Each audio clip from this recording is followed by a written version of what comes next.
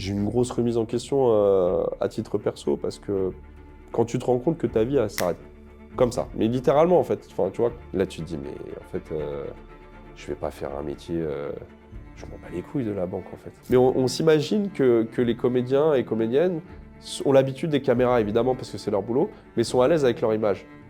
Faux, hein. C'est pas vrai. Hein. Le pape au Vélodrome. Allô, quoi. Enfin, tu sais, il y a un truc de... C'est fou. Genre, ce que je dis tout le temps quand je rigole, j'ai la Sainte Trinité.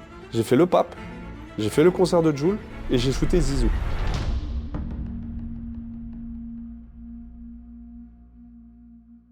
Hello tout le monde, c'est Samuel. Je suis très heureux de vous retrouver pour ce 5e numéro de Ciné Massilia. Aujourd'hui, mon invité à photographier Omar Sy, Olivier Marchal, François Damiens, Avzi Herzi, mais aussi Zinedine Zidane, le pape François. Il a une véritable identité visuelle et au premier coup d'œil, on sait que c'est lui. Bienvenue dans Ciné Massilia, Laurent Lecrabe. Bonjour Sam, merci pour l'invitation. Ça me fait très bizarre d'être de ce côté-là des caméras et pas de l'autre, mais merci en tout cas, ça fait plaisir. Bah écoute, c'est un plaisir. Justement, c'est l'objectif de Ciné Massilia, c'est de recevoir celles et ceux qui font ce métier, qu'ils soient devant ou derrière la caméra. Et toi, en tant que photographe plateau, je sais que tu as un beau parcours, donc on va y revenir évidemment. Mais avant ça, tu es venu avec un objet. Tu peux me le présenter? De quoi il s'agit? Alors c'est quelque chose de très original pour un photographe, c'est mon appareil photo, c'est l'objet qui a changé ma vie en fait. Ça a été un très gros investissement, bon, je sais pas si on peut parler des marques, mais bref, vous la reconnaîtrez. Au moment où j'ai investi dans ce boîtier-là à l'époque, tout le monde me disait que j'étais fou, etc. Et en fait c'est la meilleure décision que j'ai prise de ma vie parce que c'est ce qui me fait vivre aujourd'hui, qui fait vivre ma famille et surtout je vis de ma passion en fait et ça je pense que ça n'a pas de prix en fait pour Bien sûr. personne. C'est quel investissement financier par exemple? Là, grosso modo, à l'époque où j'ai acheté, c'était pas cette version-là, c'était la précédente version. On parlait d'un investissement d'un peu plus de 4000 euros, quoi. Donc, quand tu viens de quitter ton travail, que tu es au chômage, que tu es autodidacte, que tu n'as absolument aucune formation, si ce n'est ce que tu as appris sur le tas et les quelques valeurs que tu as transmis ton père par rapport à l'image de par son travail, ouais, 4000 balles, c'est quand même une somme non négligeable. Je te dis, tout le monde me disait que j'étais complètement malade, surtout que c'est une focale fixe. À l'époque, c'était un 28 mm, là, c'est un 43 mm. Donc voilà, quoi, c'était vraiment non négligeable.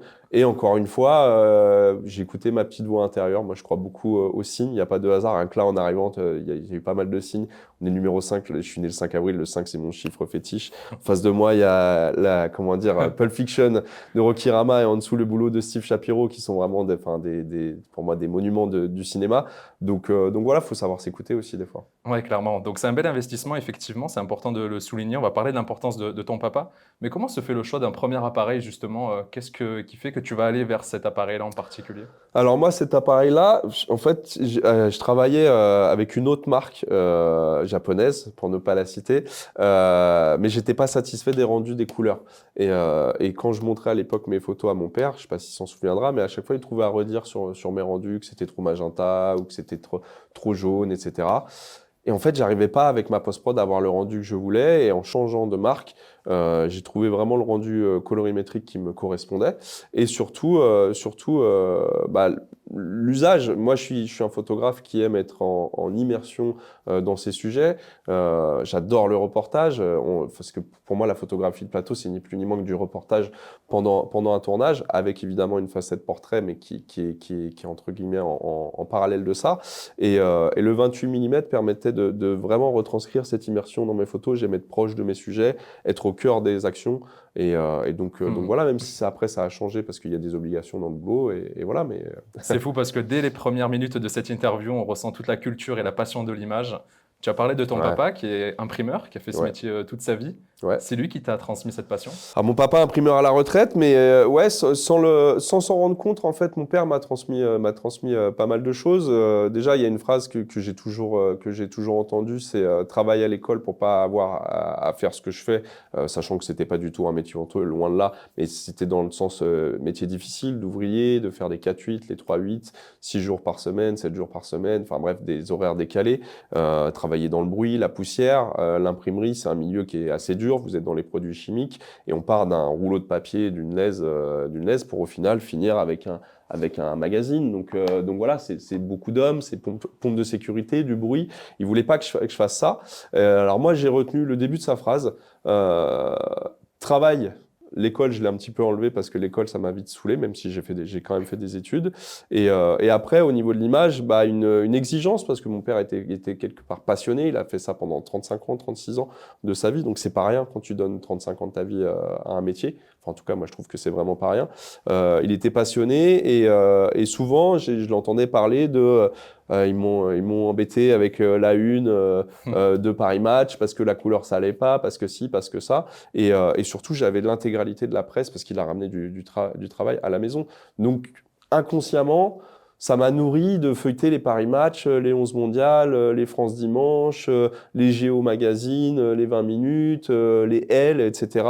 Même feuilleter des magazines que j'étais pas forcément la cible, mais ça te nourrit forcément Bien sûr. visuellement. Mais tu avais déjà cette curiosité finalement. Ouais, la curiosité, mais ça, c'est un truc, je pense, enfin, de famille. Mon père est très curieux, je sais qu'il regarde beaucoup de choses, il est très, très, très intéressé par tout ce qui est du domaine de l'information. Moi, c'est pareil, il y a beaucoup de choses qui m'intéressent. La photographie est une passion, mais j'en ai d'autres, le sport, les montres, enfin, il y a plein de choses. Je peux très vite me passionner pour des choses et aller vraiment au bout du truc. Mon fils est comme moi, est curieux de nature, il a des questions sur tout, etc. Donc évidemment, enfin, je pense que on peut. Ça me paraît difficile d'être un bon photographe si on n'est pas curieux des choses en fait. C'est parce que cet objet-là en fait, ça vous permet d'aller dans des endroits où sans vous n'iriez jamais en fait. Bien sûr. La preuve, j'aurais pas acheté ce boîtier-là, je ferais pas ce métier-là, je serais même pas là aujourd'hui, on serait même pas en train de discuter. Donc si tu veux, c'est un petit peu un passeport. Un passe-partout qui va t'ouvrir des portes où, enfin, moi, je me suis retrouvé au Palais Princier de Monaco, je me suis retrouvé à la messe du pape à la Bonne Mère, je me suis retrouvé face à Zinedine Zidane sur des plateaux de cinéma pour un petit mec du 77 de Poissy-le-Châtel. J'étais à des années-lumière de m'imaginer ça quand j'étais gamin, en fait. J'allais vivre tout ça et pourvu que ça dure. Et voilà, mais enfin, c'est magique, quoi, tu vois. Donc C'est on peut magique. associer en fait ce sens de l'observation à l'ouverture d'esprit finalement. Ah bah, De t'es s'intéresser obligé. à toutes les cultures, T'es tous les obligé. domaines, tous les mondes. T'es obligé. Enfin, pour moi, c'est un truc. L'ouverture d'esprit, c'est une condition sine qua non. Si tu fais ce métier-là et que t'es buté et que t'es des idées arrêtées sur plein de choses, ça va être compliqué à un moment donné, ne serait-ce que dans ton rapport aux gens. Moi, je suis quelqu'un qui, je pense, est extrêmement tolérant envers plein de choses, qui cherche à comprendre les choses, qui cherche à écouter les gens, parce que la photographie, c'est un métier d'observation, c'est sûr, évidemment. Moi, mes yeux, avec mon appareil photo, c'est mon deuxième outil, mais c'est aussi un métier d'écoute, en fait. Et sur un plateau, bah, savoir quand c'est le moment, quand c'est pas le moment, quand les acteurs sont dans un bon jour, quand au contraire tu vois que ça galère un petit peu peut-être, parce que ça peut arriver, on est humain, à rentrer une séquence, savoir quand c'est le moment de demander quelque chose, etc. Donc voilà, c'est un métier qui est très psychologique, c'est un métier qui demande évidemment une discrétion totale parce que tu dois absolument pas être un grain de sable dans l'engrenage, mais c'est aussi un métier qui demande beaucoup de sensibilité dans son rapport aux gens, je pense, beaucoup d'empathie, de comprendre, parce que tu arrives sur un plateau, il n'y a pas une bonjour Laurent Le Crabe, machin, et on ne te présente pas devant tout le monde, tu dois aussi faire ta place. Et c'est un peu, voilà, deux pas en avant, un pas en arrière, trois pas en arrière, quatre pas en avant, tu vois, parce que tu as aussi des vraies attentes par rapport à ton travail, parce que tes photos elles vont servir au dossier de presse, à l'affiche. Enfin, moi, j'ai des vraies attentes. Hein. Faut pas croire que je viens en mode Disneyland et je fais mes petites photos et on verra plus tard. Pas du tout. Et donc, faut aussi savoir mettre le pied dans la porte quand tu as des vrais besoins. Mais en parallèle, il faut aussi savoir, des fois, s'effacer quand, voilà, c'est juste, ce n'est pas ton plateau. Tu es invité à cet endroit-là. Exactement. On va aussi mettre en avant que c'est un métier qui s'apprend. Mais toi, est-ce que tu te souviens des premières photos que tu prenais? Est-ce que c'était enfant, ado? T'avais quoi en face de toi? Alors, mes toutes premières photos, je crois un de mes premiers vrais appareils photo que j'ai eu à moi, je pense, et je l'ai encore, que c'est un Polaroid que j'avais eu au Noël d'entreprise de mon père. Alors, te dire l'année, je sais pas, mais je sais que j'habitais encore chez eux. Je suis parti de chez eux, j'avais 18 ans, donc je pense que, je sais pas, je devais avoir entre 10 et 15 ans à peu près. Et c'est un Polaroid, et je pense que les premières photos, c'est mes proches, quoi, ma famille. De toute façon, c'est toujours, enfin, moi, j'ai toujours commencé mes images chez moi par moi-même, de l'autoportrait, par mes proches, par mon quotidien, par ce qui se passe en bas de ma rue. Enfin, la photographie, enfin, je pars du principe qu'il n'y a pas besoin de partir au bout du monde pour faire des belles photos. Et surtout, au-delà de faire des belles photos, qui a la portée à aujourd'hui de quasiment tout le monde, avec les outils qu'on a à notre disposition. Raconter une histoire, ce qui est autre chose, ce qui est pour moi l'étape 2, au niveau de la photographie, il n'y a pas besoin d'aller au bout du monde pour raconter des histoires, avec tout ce qui se passe aujourd'hui. Enfin voilà. Donc ouais, non, je pense que c'est chez moi, c'est mes proches, ouais, forcément. Souvent, c'est le cas. Même Sans pour les forcément. premières réalisations de courts-métrages, on prend la famille, les amis. C'est les meilleurs modèles. C'est les meilleurs modèles. Et puis il y a une réalité, c'est que ça coûte pas cher. Tu peux essayer avec eux parce que souvent il y a une honte quand tu as du nouveau matériel ou de la lumière ou un nouveau boîtier. Tu sais pas forcément très bien t'en servir. Donc tu vas pas, je vais pas aller direct sur un plateau en commande pour un magazine avec un nouveau truc et faire mes tests avec un Zidane, avec un Omar Sy ou avec je sais pas qui. Enfin, là, c'est le meilleur moyen de te tirer une balle dans le pied. Donc évidemment que quand tu reçois du nouveau matos, moi je prends mon fils, je vais prendre ma femme, je vais prendre mes proches, etc. Je vais dire attends, mets-toi là, je fais mes réglages, le flash, bon c'est foiré, machin, mais c'était cobaye. On a tous besoin de cobaye dans les métiers C'est créatifs. cette fameuse phase d'expérimentation qui est primordiale. Donc toi, tu as cette passion depuis la naissance, hein, si je puis dire. Mm. Tu as envie de faire ce métier très vite ou parce que je vois que tu fais une formation en études commerciales et financières. Mm. Pourquoi la photographie s'est pas directement imposée dans un chemin professionnel? Parce que moi je suis d'une génération, je suis de 87, donc je vais sur 39 ans, bientôt 40, où on a connu avant Internet. Et si tu veux, moi mon époque, c'était la fin où on te disait travaille à l'école et des diplômes et tu auras du travail. Il y aura pas de souci. Si tu veux, la réussite dans la vie passait forcément par le fait de faire des études. Donc voilà, et c'était comment dire, c'était comme ça. Et moi, j'ai pas grandi, et c'est pas une critique, mais j'ai pas grandi dans une famille d'artistes, et on m'a pas dit, comment dire, que c'était possible potentiellement de vivre de sa passion. Moi, ma toute première passion, c'était le foot, comme tout le monde. Sauf que les croisés, vous connaissez, non, je rigole. Mais voilà, mais si tu veux, moi, on m'a toujours dit travaille à l'école pour avoir un bon métier. Donc moi, je me suis dit, je vais faire des études. Donc, quoi, il y a du boulot dans la banque, parce que avant que les banques ferment, je pense que, enfin, on sera mort et enterré depuis longtemps. Et c'était surtout une manière pour moi de vite avoir ma liberté. Parce que la liberté, pour moi, c'est la valeur la plus importante dans la vie, de maîtriser mon temps, de devoir rendre de compte à personne. Et je suis parti très tôt de chez mes parents grâce à eux, parce qu'ils m'ont aidé à l'époque. Mais j'étais très vite indépendant financièrement, à travailler, à avoir mon appartement, ma voiture, etc.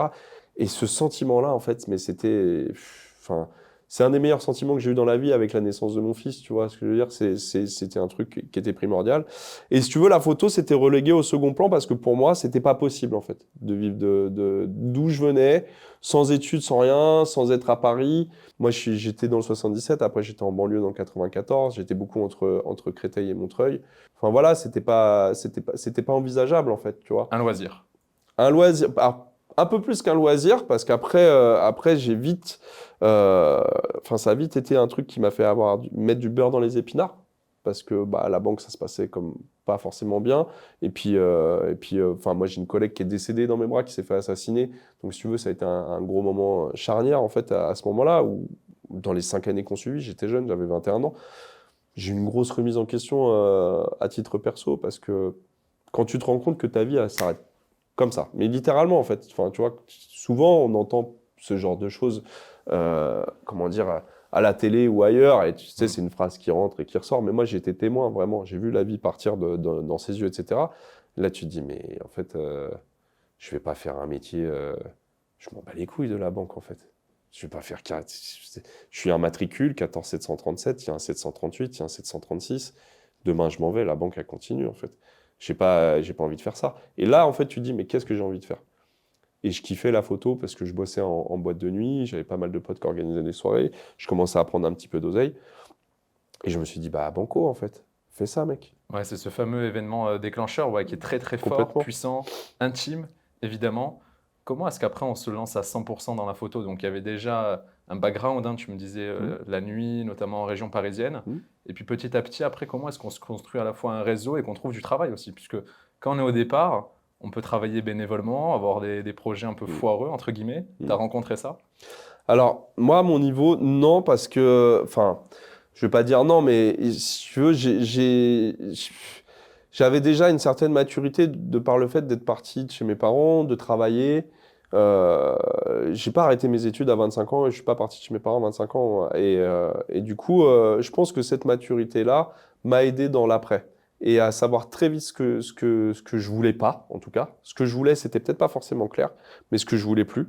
Ce que je voulais plus, c'était rendre de compte à un patron, devoir demander la permission pour partir en vacances. Enfin, voilà, des trucs de base, mais ça, je voulais plus. Et après, qu'est-ce qui a fait comment dire, ça a marché? Le taf, en fait. Et sortir de sa zone de confort entre le moment où j'ai quitté la banque et le moment où comment dire, où ça a commencé à payer toutes les graines que j'ai semées à gauche, à droite et tout le travail que j'ai mis en amont, il s'est passé, je sais pas, 5 ans, 6 ans, en fait. Parce que il y a une réalité, c'est que le boulot, le travail, ça finit toujours par payer. Je connais personne, sincèrement, je connais personne qui bosse, mais je parle vraiment de gens qui bossent, hein, je parle pas de gens qui, voilà, de gens qui bossent, qui à un moment donné ne réussissent pas dans leur domaine. Le seul problème, c'est qu'on ne sait jamais quand est-ce que ça va payer. C'est ce delta-là, en fait. Et que entre-temps, en fait, il y a des gens qui vont lâcher l'affaire. Parce que oui, la photographie, c'est dur. Évidemment, c'est un métier qui est très précaire. Évidemment, le gâteau, il se rétrécit de plus en plus. Dans le cinéma, c'est compliqué. Je pense que des photographes de plateau qui vivent de la photographie de plateau, je parle en revenu principal en France, si on est une douzaine, je pense que c'est le bout du monde, à peu près, tu vois. La presse, c'est compliqué aussi. Je travaille aussi pour la presse, c'est compliqué aussi. Maintenant, la réalité, c'est que tous ceux que je vois qui font des carrières, quand je parle d'une carrière, c'est pas juste faire une de temps en temps, faire une affiche, etc. Et c'est cool. Je te parle vraiment de durer et qu'on pense à toi et de faire 10 ans, 15 ans, 20 ans. C'est des mecs qui charbonnent ou des nanas qui charbonnent et qui lâchent pas le pavé. Donc voilà, donc non, moi j'ai pas accepté de trucs bénévoles parce que je pars du principe que tout travail mérite salaire. Tu viens avec du matériel, tu prends du temps, etc. Moi, mon temps, c'est ce qu'il y a de plus précieux. À la limite, le matériel, je te l'offre, mais mon temps, je me rends disponible pour toi. Enfin, tu vois, il y a un truc de juste On respect. te prend aussi pour une vision, pour ton identité visuelle, comme je le disais en Évidemment. introduction.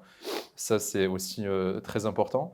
D'ailleurs, comment tu l'as façonné, ton identité visuelle? Parce que tu parles beaucoup de la notion de travail, elle est très juste, il faut la mettre en avant. Mais qu'est-ce qui te demande le plus de travail en tant que photographe? Aujourd'hui ou dans le temps? Parce que ça a changé, hein. Alors, dans le temps, comme ça, on a une petite différence. Alors, à l'époque, j'ai mis au moins 2 ou 3 ans à trouver ma signature visuelle. C'est-à-dire trouver des cadres qui me correspondent. Moi, ma culture, elle vient évidemment des magazines et de la presse, comme j'ai dit précédemment, parce que j'en avais plein à la maison, mais énormément du cinéma. Énormément du cinéma, parce qu'avec enfin, c'est même ma principale source d'inspiration. J'ai pas beaucoup de références en termes de photographe, mais par contre, j'ai énormément de références en termes de cinéma, et enfin, je regarde beaucoup de choses. Et avec mon père, tous les films qu'on allait louer à l'époque, dans un truc qui n'existe plus, mais dans les vidéos futures, on allait louer des cassettes. C'est là que tu te prends ta claque et tu te dis putain, je suis vieux quand même. Mais et c'est de là que c'est venu. Et je voyais des cadres et je voyais des images et je me disais mais en fait je me sens là-dedans en fait, tu vois. Et donc j'ai mis du temps déjà à trouver des cadres. Et après, au niveau de ma couleur, en fait, ma post-prod, je voulais que quand tu vois une photo, alors je dis pas que j'ai réussi, mais en tout cas, j'espère y tendre un petit peu plus, qu'on se dise, bah ça c'est une photo du crabe, tu vois. Et donc ça a été un travail, et je te dis, mon père m'a donné son avis, d'autres amis m'ont donné leur avis, parce qu'après il y a aussi une réalité, c'est que ta vision à toi, faut qu'elle soit à un moment donné aussi en adéquation avec le milieu dans lequel tu évolues. Dans le cinéma, il y a quand même des codes au niveau du marketing. Tu peux pas faire n'importe quoi. Et surtout, il faut que ça soit en adéquation avec ce sur quoi, vers quoi tu veux, toi, évoluer. C'est-à-dire que moi, j'ai pleinement conscience que j'ai un style photo qui va mieux se marier avec certains réalisateurs et certains types de films que d'autres. Clairement, sur de comment dire, la comédie romantique à l'eau de rose, je vais peut-être être moins en place que sur effectivement un Olivier Marchal ou un comment dire ou un Julien Leclerc récemment, des choses comme ça. Donc voilà. Donc non, ça a été beaucoup de recherches et pour en fait moi mon but ultime dans la vie, c'est d'être aligné. C'est-à-dire de me dire ok, là je suis à ma place, le boulot que je rends me ressemble et c'est aligné avec les attentes des personnes avec qui je travaille. Et quand tu arrives à aligner ces 3 choses-là, aussi bien toi personnellement que ton boulot final, parce que des fois tu peux être toi à ta place mais pas être Tout à satisfait de fait. ton taf, mais qu'au final, ça plaise à ton client. Mais toi, tu vois, il y a Il y de a la un juste friture, milieu, voilà. ouais, le bon équilibre à trouver. Exactement. Finalement. Et quand tu arrives à aligner ces trois-là, c'est-à-dire que toi, tu te sens bien à l'endroit où tu es, ton boulot, tu en es fier, et au final, ça plaît à la personne qui te mandate pour le travail, mais c'est la meilleure sensation de la Terre. Bien sûr, Meilleure sensation de la Terre. c'est clair. Puisque toi, tu as commencé en tant que photoreporter, photographe de rue aussi. On partagera évidemment tes réseaux sociaux, ton Instagram et un portfolio tout simplement magnifique. Mais qu'est-ce qui t'a amené justement vers les plateaux de cinéma? Bah, c'est un long chemin, c'est un long chemin. Tu vois, tu parlais tout à l'heure de faire des trucs bénévoles. Moi, j'ai pas fait de trucs bénévoles. Par contre, je me suis poncé à faire de la photographie de rue. Je suis arrivé à Marseille il y a une dizaine d'années et au tout début, j'étais tout seul. Enfin, j'avais deux, trois potes sur Marseille, mais je connaissais pas, j'avais pas le réseau à Marseille que je peux avoir aujourd'hui. Je me faisais en moyenne 3 à 4 sorties street photo par semaine où je marchais 15 à 20 bornes dans Marseille. Ne serait-ce que juste pour apprendre la ville, en fait. Je pars du principe que tu peux pas te dire que tu connais une ville si tu l'as pas poncé à pied, en fait. Sachant que Marseille, c'est gigantesque en plus, donc tu as un terrain de jeu. Alors, 8 fois sur 10, je revenais pas forcément tout le temps avec des bonnes images, même bien souvent. Enfin, de toute façon, tu fais 100 photos, tu en as 10 exploitables, 3 pépites, grosso modo. Enfin, moi, je suis honnête sur le truc. Après, il y a peut-être des vendeurs de rêves qui vont te dire qu'ils font que plaque sur plaque. Moi, c'est pas mon cas. Mais par contre, ouais, je connaissais la ville et puis je me faisais connaître par des gens. Et après, en fait, je me suis rendu compte que ça m'a aidé. Quand j'ai commencé à faire des sujets, parce que la street photo, ça a été vraiment le tout début. Après, je me suis dit comment je peux faire pour vivre de la photographie. Parce que vivre de la street photo, c'est hyper compliqué. Faire des bouquins, etc., peut-être, mais tu vas pas manger avec ça. Je me suis dit, il faudrait que je fasse de la photo pour la presse, en fait. Donc, j'ai commencé à m'intéresser à des sujets un petit peu plus sociétaux. Au tout début, j'étais à Paris. C'était la guerre en Libye. Il y a eu l'arrivée des premiers migrants sous le Wanderlust. Donc, je suis allé faire des photos de l'arrivée des migrants là-bas. Les nuits debout, sous le gouvernement Valls. Après, je suis descendu à Marseille. Il y a eu les Gilets jaunes. Donc, j'ai pas mal couvert les Gilets jaunes. Et après, j'ai fait aussi... Pour affirmer mon identité, à un moment donné, il faut aussi faire des sujets qui te ressemblent. Donc j'ai fait des sujets en noir et blanc sur le tatouage underground avec mes copains qui tatouaient dans leur appartement à l'époque. Pendant le Covid, j'ai fait une série d'autoportraits Lockdown Routine. Tout le monde faisait son journal comment dire, du Covid à ce moment-là. Et en fait, moi, ça a beaucoup marché par les réseaux. Et je me suis rendu compte parce que au bout d'un moment, enfin, je le faisais pas sciemment, c'était ma manière de photographier, que j'avais des cadrages assez cinématographiques et qu'en fait, des gens sur les réseaux me suivaient et voyaient bien mon style sur un plateau, en fait. J'ai une nana d'une agence de créa vraiment dédiée qui font que ce qu'ils appellent du movie poster, de l'affiche de film. Elle m'a dit, mais moi, ça fait 3 ans que je propose ton nom sur un film, sauf qu'à chaque fois, on me rétorquait que oui, mais il a jamais rien fait. Tu sais, c'est le syndrome de la boîte de nuit. Souvent. Que pour les habitués. C'est ça. Ouais, mais si tu me laisses pas rentrer une première fois, comment... Et donc, jusqu'au jour où on m'a appelé une première fois pour Titan, sachant que j'étais pas photographe plateau, suite à la rencontre comment dire, du mystère de InShot Marseille, là, une prod exécutive marseillaise, qui m'a mis en relation avec Diafana pour Titan, où là, j'étais cadreur téléphone. On m'a dit, est-ce que tu sais être cadreur téléphone? Je suis cadré, normalement, ça va. Et donc, j'ai fait ça. 3 mois, ça s'est super bien passé, les 2 jours de tournage avec Julia Ducournau et son chef opérateur. Et 3 mois après, le même distributeur, parce que j'avais discuté un petit peu avec la photographe plateau qui était là, qui avait fait l'affiche, et Carole Bétuel, si je ne m'abuse, qui avait fait une sublime affiche de Titan. Et elle m'avait donné un petit peu des tips, elle m'avait dit, va discuter avec Diafana, etc. Enfin, hyper bienveillante. Et donc, j'ai discuté avec eux, et 2-3 mois après, ils m'appellent pour me mettre sur Saint-Omer et sur Goutte d'Or. Mais la même semaine. Alors que j'en avais jamais fait de ma vie. Il suffisait d'avoir une main tendue finalement, d'un premier élan, de ce premier tournage. En plus, Titan, on sait jusqu'où le film est allé. Donc ouais, c'est un bon point de départ. Bah, en fait, je crois pas à la chance. Donc c'est un mot que j'ai proscrit comment dire, de mon vocabulaire. Parce qu'à un moment donné, c'était facile pour moi de me dire j'ai pas de chance. Quand ça marche pas, tu dis ah, c'est bon, j'ai pas de chance, lui, c'est bon, il est machin. Ouais, c'est facile. J'ai proscrit ça, c'est l'excuse facile. Et du coup, j'ai proscrit ça et je vois que des signes en fait. Et je me suis dit ouais, mais en fait, c'est que ça devait arriver à ce moment-là. À un moment donné, tu attires ce que tu génères, en fait, tu vois. Donc, je me suis cassé la tête pendant des années à aller dehors, à sortir de mes zones de confort. Ce que je te disais tout à l'heure, c'est qu'à un moment donné, ça a été, pendant 5 ans, que sortir de ma zone de confort. Quand on m'appelle pour me dire, tu veux être cadreur sur Titan, cadreur téléphone, j'ai jamais fait ça de ma life. Mais à l'intérieur de moi, je me fissure. La première fois où on fait le plan, en plus c'est la scène, le plan séquence d'entrée de Titane, donc qui a eu la Palme d'Or à Cannes, hein, où je dois filmer l'actrice principale qui fait sa chorégraphie sur la bagnole, la filmer comme un pervers un petit peu, c'était ce que m'avait dit Julia. Et au final, le fan qui met la main sur le dos, c'est moi qui tape sur ce truc pour faire le selfie. Il y a 200 figurants. Quand Julia a dit Laurent, le plateau est à toi, c'est toi qui lance l'action. J'ai jamais fait ça de ma vie. Là, à l'intérieur de moi, je me fissure.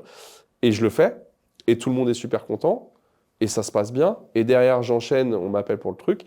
Et j'y vais. Et comment dire, ça n'a pas été simple sur Saint-Omer, mais au final, je fais l'affiche. Le film a le César du meilleur premier film, la Mostra. Et en fait, si tu veux, Tu portes bonheur, hein.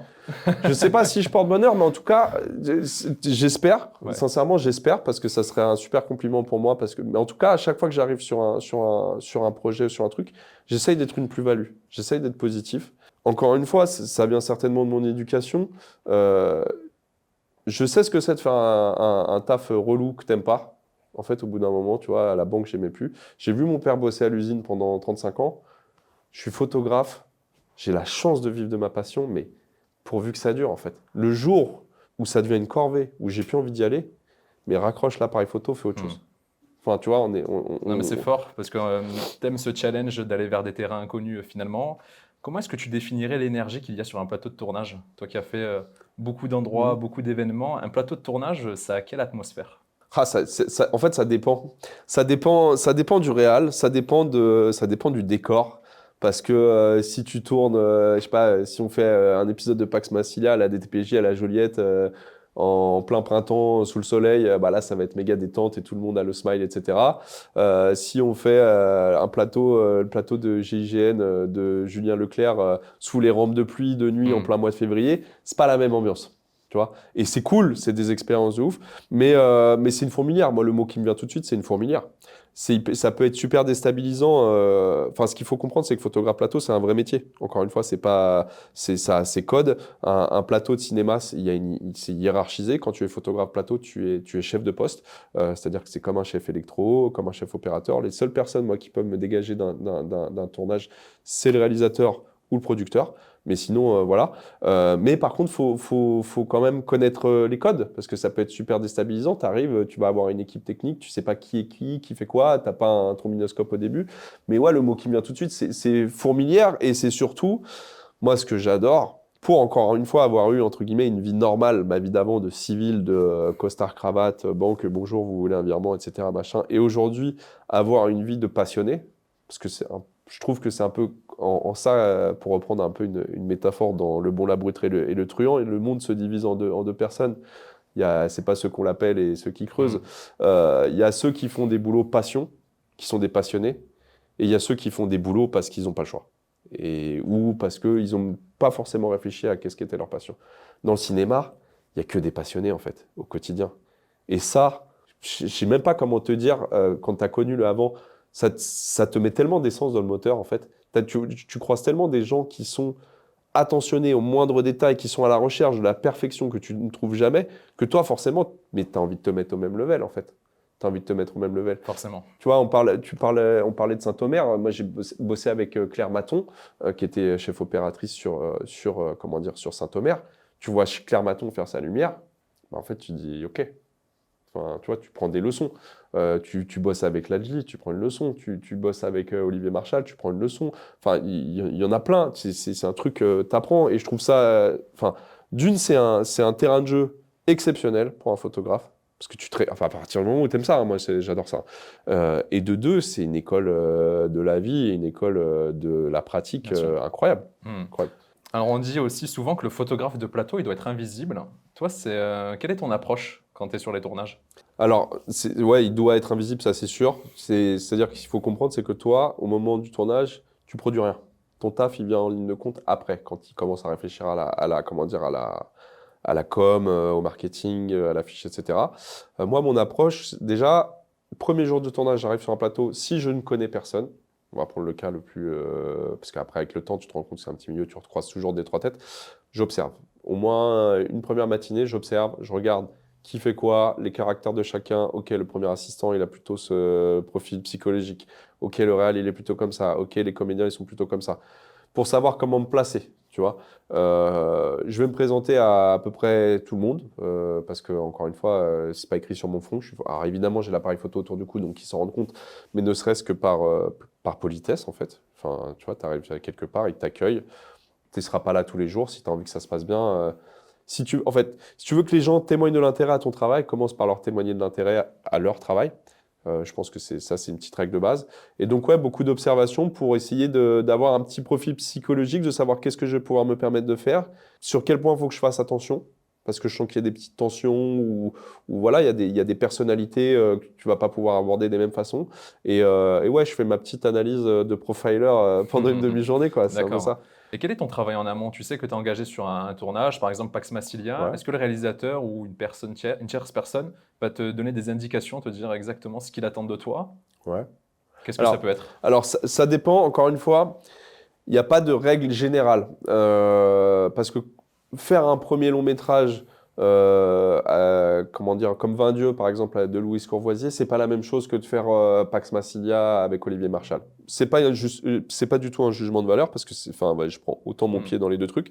C'est juste que c'est pas la même organisation. D'un côté, on a un premier long métrage où j'ai une directrice de production.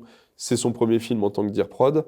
On s'est connus sur Saint-Omer où elle était assistante de prod et elle m'appelle en me disant Salut Laurent, j'ai un petit projet, c'est trop cool, c'est dans le Jura, j'ai pas beaucoup de budget mais c'est un premier long, ça me ferait trop plaisir que tu viennes, ça me rassurerait si t'es chaud, machin.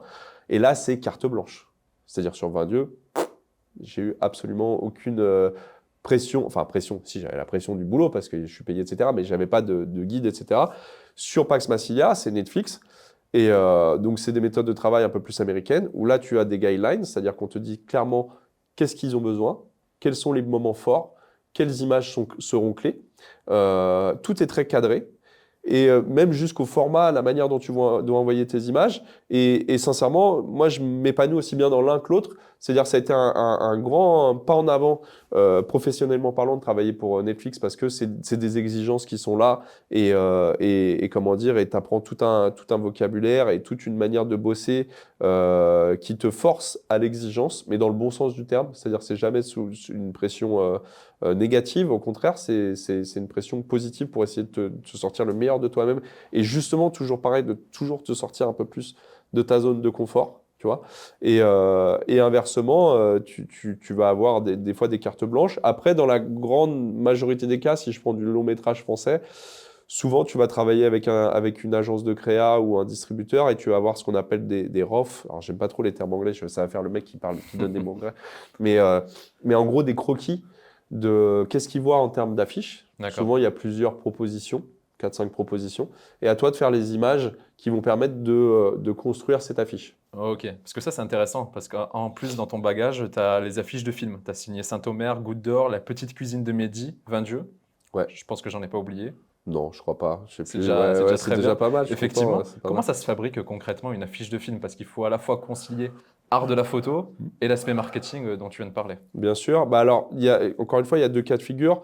Les affiches, c'est pas moi qui les crée. C'est coup de chapeau d'ailleurs au studio aux agences de création d'affiches, parce que souvent c'est un travail main dans la main avec eux. C'est eux qui ont les premières idées. Après, il y a des cas particuliers. Des fois, tu vois, Saint-Omer, on m'avait donné des croquis. J'avais fait les images en façon pour faire les affiches, du film. Sauf qu'au final, bah, ils ont pris une de mes photos à moi, sans rien quasiment modifier dessus, et juste mettre le titre parce que la photo parlait d'elle-même. Après, ça vient de quoi? Comment faire? Bah, j'ai envie de te dire, c'est de la culture photographique, hein. S'intéresser à qu'est-ce qui se fait, comment on compose une image. C'est comme dans la presse, comment tu composes comment tu composes une double d'ouverture, bah, une affiche. À un moment donné, comment dire, faut essayer déjà de retranscrire un petit peu l'âme du film. Donc ça passe par quoi? Ça passe par lire les scénarios, en fait. Déjà, de base, si tu sais pas de quoi parle le projet sur lequel tu travailles, quels sont les moments forts, les liens entre les personnages, etc., ça va être compliqué, je pense, de les mettre en avant dans tes images. Ou en tout cas, te dire, putain, là, à ce moment-là, attends, vous pouvez me refaire ce truc-là, là, parce que là, je vois un truc, tu vois. Et après, ouais, regarder un petit peu ce qui se fait, et puis à un moment donné aussi s'écouter, quoi. Enfin, moi, ce que j'aime beaucoup dans ce travail-là, c'est que malgré le fait que, effectivement, il y a des exigences, qu'on ne te paye pas pour rien, parce que tu es payé comme un technicien tous les jours, et après, tu cèdes, tu payes enfin, les gens payent des droits pour utiliser tes images. Tu as une énorme liberté. Une fois que tu es sur le plateau, Moi, j'ai pas quelqu'un derrière moi toutes les 3 minutes qui me dit tiens, non, tu veux pas me faire cette photo-là? Et ça, tu le prends pas en photo. Je suis totalement libre, tu vois. Et ça, mais c'est tellement un confort en fait de travail. Après, je l'ai gagné aussi ce truc-là. C'est parce que comme tu dis, aujourd'hui j'ai quand même une certaine filmographie qui est pas ouf, mais qui est pas non plus rien. Euh, il y a meilleur que moi, il y a moins bon que moi. Enfin, je suis pas là pour juger. Je me considère pas du tout comme le meilleur, mais pas du tout comme le pire. Par contre, ce qui est sûr, c'est que je bosse. Enfin, pour aller me décrocher, il va falloir se lever tôt. Et quand je suis sur un projet, j'y suis à 200% et je me donne au maximum. Donc voilà, pour essayer de. Tu discutes avec enfin, discuter avec le réalisateur ou la réalisatrice. Enfin, tu vois, juste, c'est quoi la vibe, c'est quoi le truc, qu'est-ce que tu vois. Enfin, c'est un travail d'équipe, quoi. Vraiment, Complètement. vraiment, Ce sens du collectif, encore une fois, hein. complètement. Très important. On parle des réalisateurs, des réalisatrices, même un peu des producteurs, mais les comédiens dans tout ça. J'en citais en introduction, j'ai noté Omar Sy. Alors, c'était des portraits presse. François Damiens, Jonathan Cohen, Pascal Arbillot, Nicolas Duvauchel, il y en a eu beaucoup. Avzia Herzi, bien sûr. Il se cache quoi derrière le visage de tous ces acteurs, actrices que tu photographies? Qu'est-ce que tu vas chercher chez eux? Bah déjà, une relation, à un moment M. C'est-à-dire que un portrait, que ce soit un portrait presse ou un portrait pour le cinéma, quand tu fais affaire à ce qu'on a un gallery shoot ou autre, la personne te donne de ton temps et je pars du principe que tu peux pas avoir un bon portrait à partir du moment où tu n'as pas créé un minimum de relation avec la personne. Alors des fois, c'est hyper compliqué parce que le laps de temps que tu as avec cette personne-là, il est très court, surtout dans la presse ou pour les magazines. Mais il se cache quoi? Beaucoup de préparation en amont de savoir où tu vas. Moi, je me fais un petit peu des checklists dans ma tête parce que dans le portrait, il y a des choses qui marchent. Tu le sais. Enfin, il y a des trucs à un moment donné. Enfin, moi, j'ai pas Comme quoi, par exemple? bah, je sais pas, un portrait d'Omar Sy en serré comme ça où il te regarde droit dans la caméra, en noir et blanc. Enfin, moi, je sais pas, mais pour moi, c'est une évidence. Et je l'ai. Alors, je peux pas le diffuser parce que voilà, mais je sais que je les ai et c'est des trucs pour mes archives. Enfin, c'est un basique, tu vois. Un portrait de 3/4 où tu regardes la caméra, je vais le faire une fois, mais Mhm. tu sais que ça va marcher. Il y a des choses, il y a des choses. Enfin, voilà, en tout cas, c'est des basiques pour moi. Encore une fois, j'ai pas la prétention d'avoir la vérité générale, mais c'est pour moi. Et moi, j'ai toujours une checklist de 4-5 images clés que je fais tout de suite en arrivant. Et une fois que je les ai, dans ma tête, c'est un truc purement psychologique, hein, euh, je me libère. Et là, je commence à m'amuser. Et souvent, dans les premières images que je fais de ma checklist, je vais en garder une ou deux, mais les meilleures, elles arrivent après. Parce qu'on se marre, parce que je me détends, parce que je me libère, etc. Et le sujet le ressent. Omar, typiquement, ça a été un grand moment de pression parce qu'on était sur un tournage. Netflix m'appelle, j'étais sur un autre film, j'étais sur Bastion 36 avec Olivier Marchal. On m'appelle pour me dire, tiens, tu serais dispo pour aller faire des photos de Omar sur son nouveau film, c'était French Lover à l'époque, pour faire des fausses affiches dans le film. Parce que dans le film, il joue un D'accord. comédien, du coup, il y avait des fausses affiches de cinéma dans le film.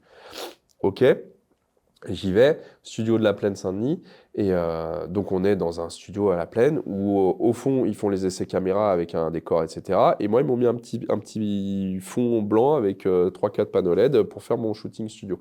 Mais je suis à côté quoi. Omar arrive, première tenue, il est en mousquetaire.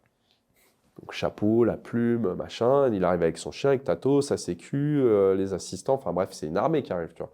Je commence à le shooter, j'ai 40 personnes derrière moi qui regardent.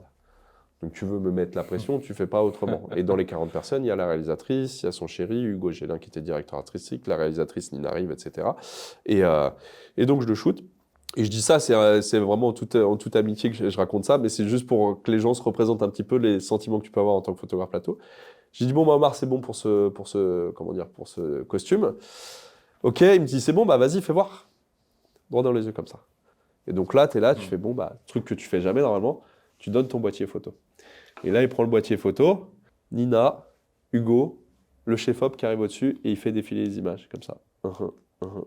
Les 15 secondes les plus longues de ma vie où tu te dis, en J'imagine. fait, là, c'est qui tout double. Soit il adore et ça se passe bien, etc. Soit machin. Donc il finit de regarder. Il me regarde, il me dit, c'est quoi ton nom? Il voit mon tatouage, j'ai un scorpion sur le bras. Il me dit, mais c'est un homard ça et tout. Je dis, non, c'est pas un homard, c'est scorpion parce que mon fils est scorpion. Ok. Je dis, mais moi, c'est le crabe. Il me dit, le crabe? Bah, moi, c'est homard. On se serre la pince en mode Jean Blaguin, tu vois. Et là, après, c'était parti. La pression, elle est Délivrance. descendue d'un coup. On a fait 5 ou 6 costumes après. Excellent. Je l'ai eu en Ah oui. débardeur, je l'ai eu en Mais oui. vieux monsieur, je l'ai eu en plein de trucs. On a fait semblant qu'il reçoive un César. Enfin bref. Ouais. Et on s'est éclaté après. Et j'ai un shoot, je peux pas te montrer les photos parce que j'ai pas les autorisations.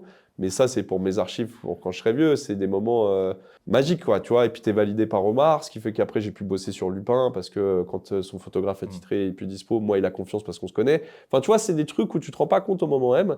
Mais après, dans le temps, bah, tu vas en récolter les fruits après, quoi. Tu vois. Excellent, parce que là, ça fait une petite différence entre la photo portrait ou certains comédiens qui sont attentionnés à leur image, hein, justement, qui ne laissent rien passer, vont regarder, justement. Tu passes le test en direct avec eux, alors que la photographie de plateau de tournage, là, c'est limite de l'instantané. C'est une scène, c'est moins contrôlé, forcément. Bah, ils peuvent pas parce qu'ils sont dans la logique d'un tournage.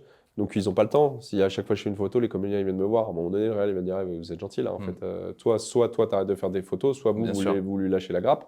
Et après, je sais pas, il y a un inconscient collectif. Alors, je dis pas que ça n'existe pas, hein, mais on s'imagine que les comédiens et comédiennes ont l'habitude des caméras, évidemment, parce que c'est leur boulot, mais sont à l'aise avec leur image.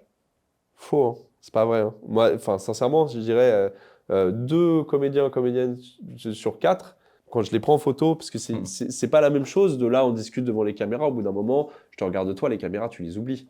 Par contre, si je commence à te dire, bah attends Samuel, je vais te faire un portrait, tac, comme ça. Et là, tout de suite, ta tête, elle va changer. Parce que c'est déstabilisant d'avoir un objectif de pointer sur La toi. concentration Évidemment, sur l'objectif, sur... complètement. ouais. Et je vais dire, attends, tourne la tête un petit peu, mets ta main, remonte machin, tu vois, etc. Et tu vois, et ça forcément. génère des émotions sur toi. Exactement. Tu es à l'aise, t'es pas à l'aise. Et souvent, moi, l'idée, ça va être de désacraliser ce moment-là. Et surtout, encore une fois, hein, on fait des putains de beaux métiers, qu'on passe un bon moment ensemble, en fait. Que tu te dises, putain, c'était cool. Et après, les photos, tu les aimes pas, c'est subjectif et j'ai pas la prétention de. Voilà. Mais juste que tu te dises, putain, aller faire des photos avec le crabe, c'était cool, j'ai passé un bon moment, tu vois. C'était pas un moment relou. Il y a le côté pro et le côté humain, évidemment. Mais qui se évidemment, marient, mais c'est indissociable. Et de toute façon, exactement. dans la photographie, je finis juste là-dessus, parce que je pense que c'est important de le dire, les gens se rendent pas compte. Moi, le moment où je fais des photos, tu vois, là, je suis à un 125e de seconde. Un 125e de seconde, c'est rien. J'ai pris 2 photos depuis tout à l'heure. Qu'est-ce que c'est un 125e seconde? Un 125e de seconde, c'est la vitesse d'obturation de mon appareil photo. C'est rien. C'est-à-dire que si je dois additionner dans une journée de photos de plateau tous les petits 125e de seconde, à la fin de la journée, j'ai peut-être fait des photos pendant 2 minutes, 3 minutes, mis bout à bout. Parce qu'un 125e plus un 125e plus, c'est rien. Tout le reste du temps, c'est-à-dire 90% du temps, je fais pas de photos en fait.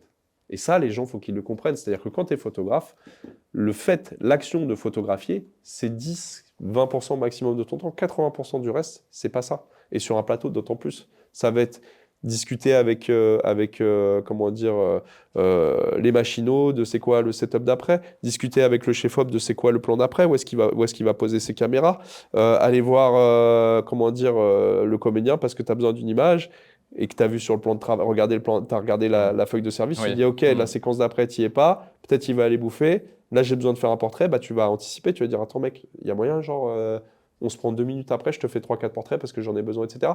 Donc tu vois, mais c'est plus de la photographie en fait. C'est plus de la photographie. Aller voir les électros, leur dire ah, les gars, putain, j'aurais besoin d'une lights pour tel truc, ça vous dérange pas de me sortir un truc, etc. Tu vois, prévoir avec la régie ton transport le soir parce que tu es sur un décor à perpète et que en fait, il faut anticiper parce que si tu n'anticipes pas, bah, tu vas te retrouver en gare. Enfin, des trucs où c'est plus de la photo là. Tu vois ce que je veux dire? C'est tout ce qu'il y a autour, effectivement, et qu'on ne soupçonne pas quand on regarde à travers les réseaux sociaux ou autres. Toi, t'aimes qu'on te prenne en photo, justement, ou pas? Ah, j'ai du mal. Mais il y en a très peu, hein. Si tu as regardé sur le net, il y a très très peu de photos de moi. Effectivement. Il y a pas beaucoup de portraits. Il y a Théo Giacometti qui avait fait des portraits de moi il y a longtemps, en 2017, 2019, je sais plus. Au tout début, quand je venais d'arriver à Marseille. Il y a très très peu de photos de moi. Bah non, mais forcément, bah, tu sais, les cordonniers sont toujours les plus mal chaussés. Après c'est toujours pareil, c'est une question de confiance. C'est une question de confiance. Moi, je marche à la confiance, je marche à l'humain.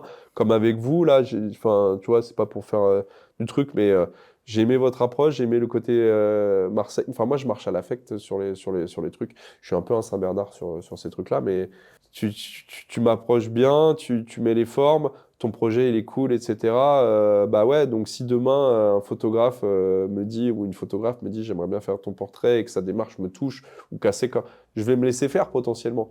Mais c'est sûr que si tu vas pas arriver d'emblée et me dire, ah, vas-y, tiens, non, je dirais, frérot, t'as pas compris là. C'est T'as pas... déjà eu des approches un peu comme ça, un peu brutes? Évidemment, Ouais. évidemment. Mais et puis avec les réseaux sociaux, c'est de pire en pire. Enfin, les gens se rendent pas compte. Les gens se rendent pas compte. Moi, c'est toutes les semaines que j'ai des demandes sur les réseaux sociaux de gens sans bonjour ni au revoir qui te suivent même pas et qui disent comment je fais pour être photographe plateau. Là, tu fais.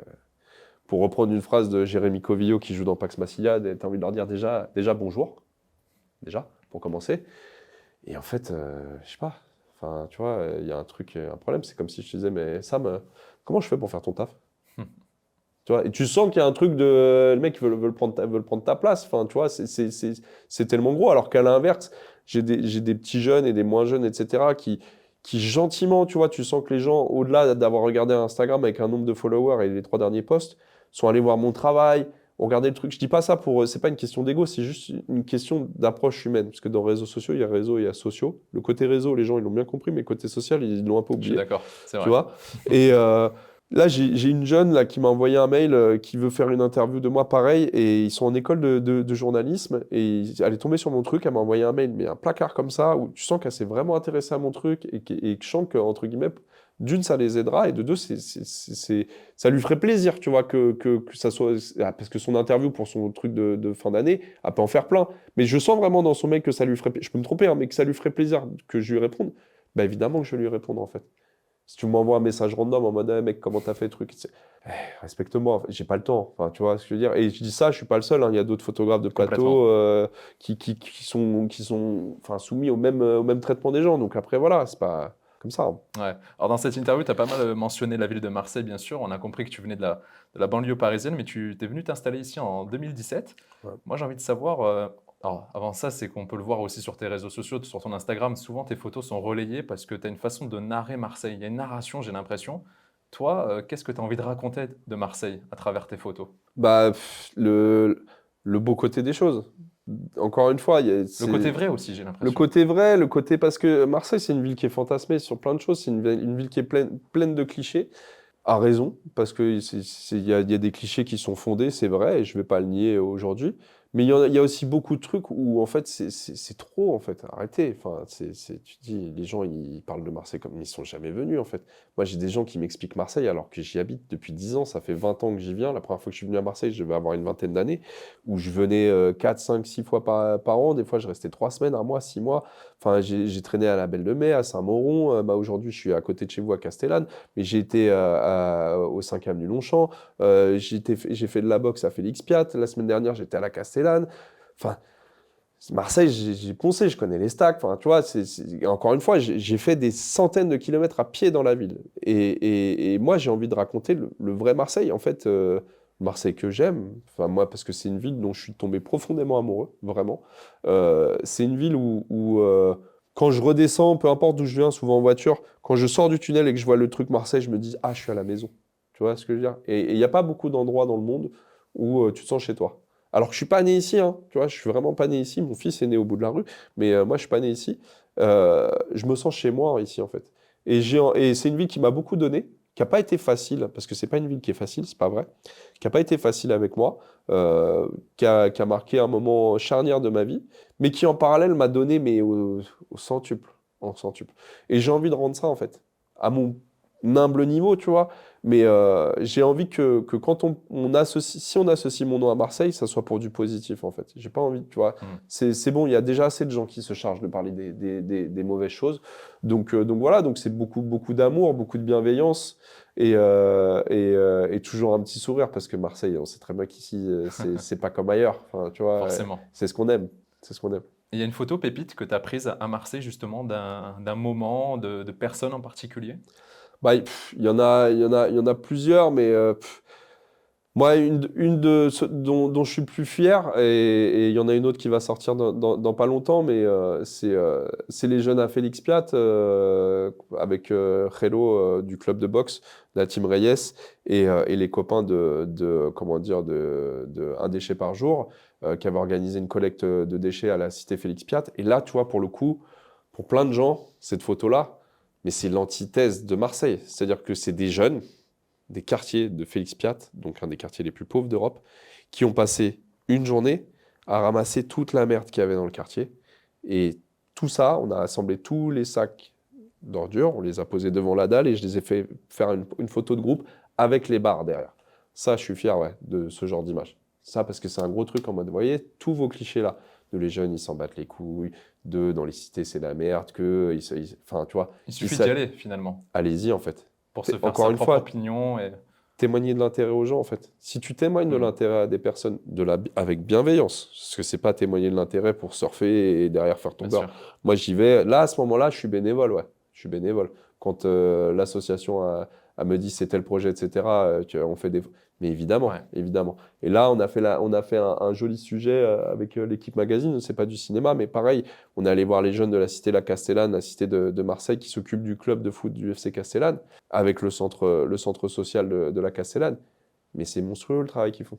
Personne n'en parle. Donc évidemment, ces jeunes-là, quand je les prends en photo devant le portrait de Zizou à la Castellane, moi, intérieurement, ça, c'est des photos qui, pour moi, photographiquement parlant, il y a des gens, ça va pas leur parler, mais moi, à l'intérieur de moi, je coche un truc. Je me dis, putain, Il y a là, une symbolique, c'est symbolique. Et si tu veux, on parlait d'alignement, là, je suis aligné avec mes valeurs. carrément. Ce que je trouve admirable dans ton parcours, c'est que tu es aussi à l'aise en bas d'une tour, à 2 heures du matin par exemple, que dans une soirée mondaine.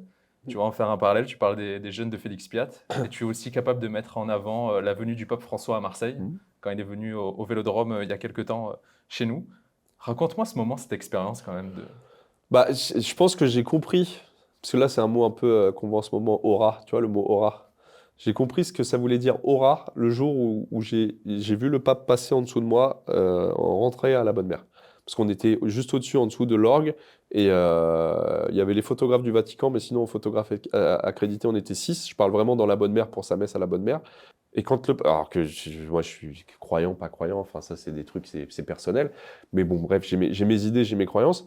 Mais quand tu vois le pape, en plus c'était l'ancien pape, je trouve qu'il y avait quand même vachement plus de dégaine que le nouveau, mais bref, ça c'est un avis personnel, qui est là à 3 mètres de toi, ouais, ça fait un truc. Et après, quand tu vois la messe au Vélodrome, la ferveur des gens, t'y crois pas, mais... C'est un moment hors du temps. Pour y avoir été, encore une fois, croyant ou non, c'était un moment à vivre, je pense. En plus, dans le stade Vélodrome, le poumon de la ville, je rejoins cette qualification d'aura, Non, d'énergie, de rassemblement. le pape au Vélodrome, allô quoi. Enfin, tu sais, il y a un truc de... C'est fou. Genre, enfin moi, au Vélodrome, j'ai shooté 3 personnes.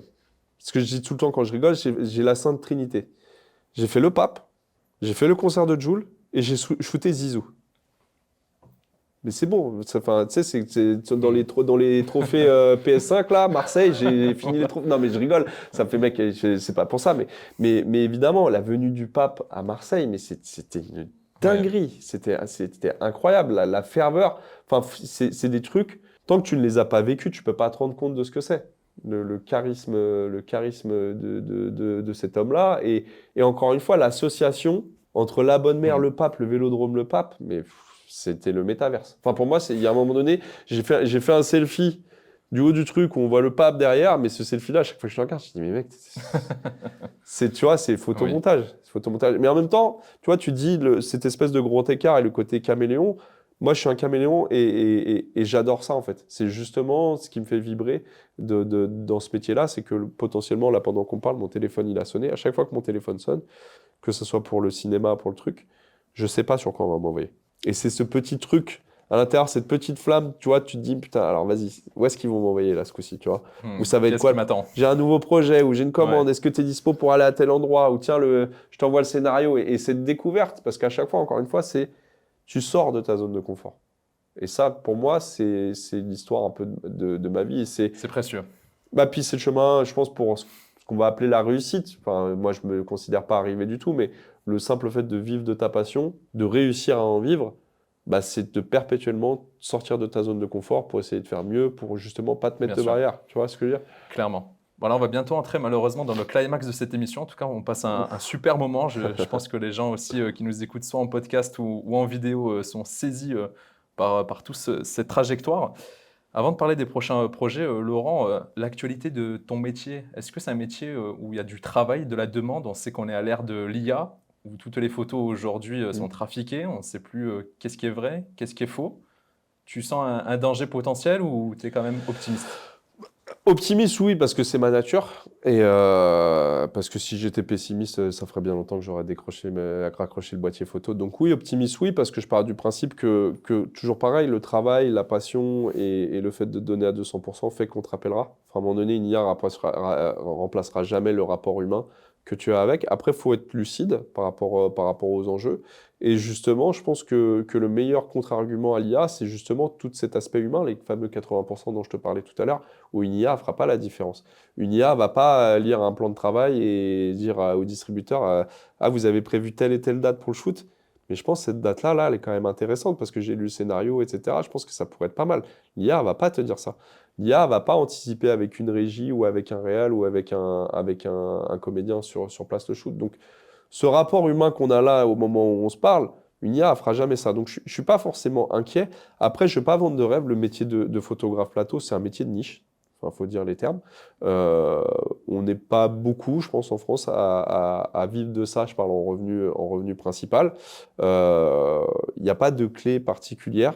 Donc voilà, il n'y a pas forcément d'école, il n'y a pas forcément de formation. Après, la meilleure école, la meilleure formation, c'est la passion et bosser, quoi. Enfin, tu vois, mais c'est pas un métier où tu vas envoyer des mails, où tu vas candidater. C'est plutôt un métier où on te remarque et qui va fonctionner Hmm. en bouche à oreille. Ouais. Donc voilà, mais c'est valable pour la photographie en général. Faut vraiment te lancer là-dedans si tu as la passion. C'est-à-dire que si vraiment tu as la certitude, et moi c'est mon cas, en fait, j'ai envie de faire ça jusqu'à temps que je puisse plus, en fait, tout simplement. C'est-à-dire jusqu'à mes 60 ans, 70 ans, enfin voilà. Euh, si tu as ça, ouais, vas-y. Mais si c'est juste en disant, ah ouais, c'est cool, j'aimerais bien faire ça de temps en temps, et puis c'est pas la peine. Clairement. Fais autre chose. Est-ce qu'il y a une fourchette de salaire sans dire vraiment exactement combien on peut percevoir, mais Non? ça donne un indicateur pour celles et ceux qui voudraient se lancer, se former, Ouais. et aussi peut-être leur dire qu'au début, il faut se diversifier dans la Ouais. photo? Ouais. Non, non, mais il y a pas de tabou là-dessus. En plus, je vais parler enfin, du site référence sur lequel, et je lui fais un petit coucou à Christophe Brachet, qui est le boss de PFA, qui est l'association des photographes de plateau. Sur le site PFA, il y a toutes les grilles de salaire. Alors, j'aurais pu te dire le truc, mais je crois que ça dépend si c'est un annexe 1, annexe 3, donc en D'accord. fonction du budget du film, c'est un gros film ou un petit film. Mais il y a une grille salaire, en fait. Vous allez sur le site de PFA, il y a tous les salaires. Après, en fonction des droits, bah, ça dépend, pareil, du budget. C'est sûr que sur un premier long métrage, un film à 2 millions d'euros, tu vas pas demander 15 000 euros de droits pour une affiche. Enfin, à un moment donné, il faut juste, voilà. Et voilà, mais je pense que c'est entre 3 et 5 000 euros à peu près pour un long D'accord. métrage français pour Très une bien. affiche. Et après, pour les films américains, les Star Wars, etc., j'en ai pas fait encore, donc je te dirais, c'est la On te le chose que je souhaite. vais en faire. Je te le souhaite en tout cas. Alors, on arrive à la fin de notre échange. Laurent, on va faire un tour d'horizon des prochains projets. De quoi tu peux me parler? Bah déjà, c'est pas un secret, mais parce que ça a été annoncé, saison 3 de Pax Massilia, qui est en tournage en ce moment. Et donc voilà, je suis dessus. Après, il y a d'autres choses, mais il n'y a pas de date, etc. Il va y avoir la série GIGN comment dire, de Julien Leclerc. Voilà, c'est déjà pas mal. Après, il y a d'autres choses dont je ne peux pas parler parce que bah, c'est les contrats et les Forcément. NDA, etc., etc. Mais oui, il y a des projets qui vont arriver. Il y a des projets qui vont arriver d'ici la fin d'année, c'est sûr. Moi, je suis sûr qu'en tout cas, sur la suite, il y aura toujours ces yeux qui pétillent, comme je les ai vus depuis le début de l'interview. Ah bah c'est la passion de toute façon, c'est mon moteur, ma famille évidemment, mais oui je suis Hmm. passionné, c'est sûr. Moi je vis photo, je me lève photo, enfin voilà on n'en a pas parlé mais je m'occupe des réseaux sociaux de mon agence Hans Lucas, l'agence de Wilfried Estève. Je suis aussi formateur dans Transmission Photo qui est comment dire un centre de formation Tout à fait. photojournalisme. Enfin voilà là on a créé une résidence photographique au Cap d'Aille, de résidence de création pour les photographes. Enfin, moi, je me nourris de tout ça, en fait. Ah, il y a plein de belles initiatives. On partagera le lien de ton site, des Mm. réseaux sociaux pour suivre l'actualité de Laurent Le Crabe. Pour conclure cet entretien, trois petites questions rapides. T'es Mm. prêt? Je suis prêt, on va essayer, ouais. La photo de tes rêves, ça serait laquelle? Ah, la photo de mes rêves. Bah là, en plus, c'est dur parce que tu vois, il y a Pulp Fiction sous les yeux. Sachant que j'ai fait Zizou, qui était quand même un. Bon, je l'ai pas fait en studio, mais j'aimerais bien refaire Zizou vraiment que pour moi. Mais après, Fifou a fait Zizou à la Castellane, donc il a plié le game avec ça. Non, être sur un Tarantino. Un Un Tarantino, Tarantino allez, ou un Star on Wars, lance l'appel. serait pas mal, ouais. On lance l'appel sans problème. Pourquoi ce surnom, Le Crabe? C'est le surnom que m'a donné ma mère quand j'étais enfant. Quand j'étais petit garçon, sur la plage, normalement tu fais des pâtés de sable, etc. Et moi j'étais dans les rochers en train de choper des crabes. En gros, je ramenais le repas, tu vois, dans ma tête de gosse. Du coup, le crabe, et en fait tout le monde m'appelle le crabe depuis gamin. Ok. Et donc, enfin voilà, j'ai choisi ce blaze et ça marche plutôt bien parce que les gens s'en rappellent. Ouais. Vraiment. Là, je fais un clin d'œil à un post Instagram. Pourquoi la vie d'un photographe est un éternel sentiment d'inachevé? Ah putain. Parce que je pense qu'on est les premiers critiques envers notre travail. Je pense qu'on n'est jamais satisfait à 100%. Enfin moi en tout cas, je suis le premier à trouver mon taf éclaté, mais vraiment. Mais c'est un truc, enfin c'est maladif, hein, mais je pense que c'est aussi ça le moteur, quoi.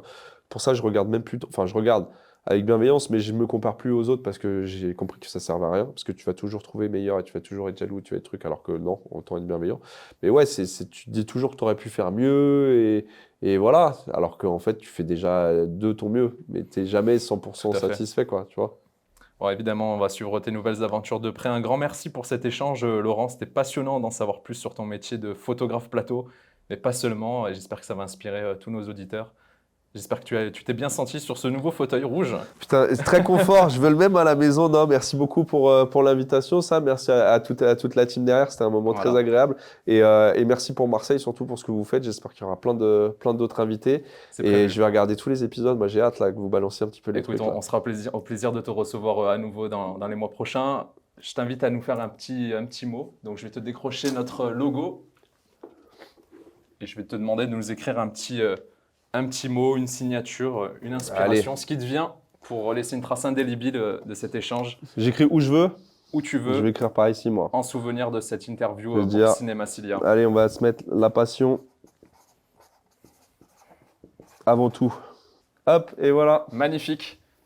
Merci à toi d'avoir été notre 5e invité sur Merci à vous. Cinéma Cilia, le meilleur pour la suite. Et puis plein de belles photos, bien évidemment. Meilleur pour vous aussi pour la suite. Merci à toutes et à tous de nous avoir suivis, que vous soyez en audio sur Spotify ou en vidéo à travers YouTube et les réseaux sociaux. Je vous invite à nous suivre, à mettre un petit like, un commentaire, à le partager afin qu'on ait des invités encore plus nombreux sur Cinéma Cilia. Merci à toutes et à tous et à très vite.